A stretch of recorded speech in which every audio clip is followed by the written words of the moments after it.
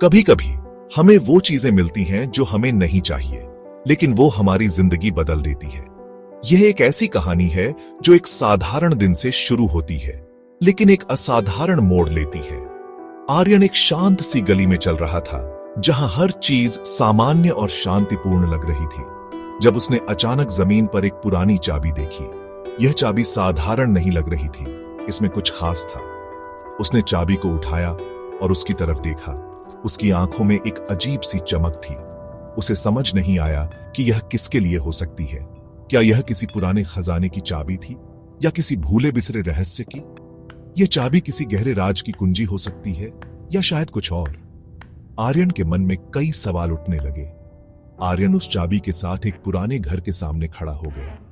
यह घर भी उतना ही रहस्यमय था जितनी वह चाबी। उसने दरवाजे की ओर देखा और मन में कई सवाल उठे।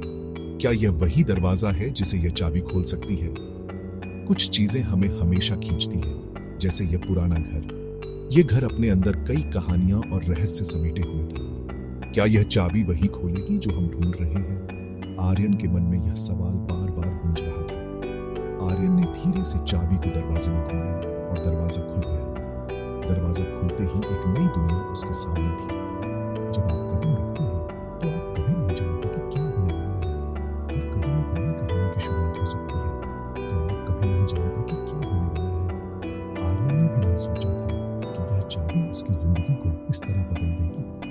दरवाजा खुलते ही सामने एक पुरानी धूल से भरी मगर खास जगह दिखी, जिसमें अनमोल यादें छिपी थी।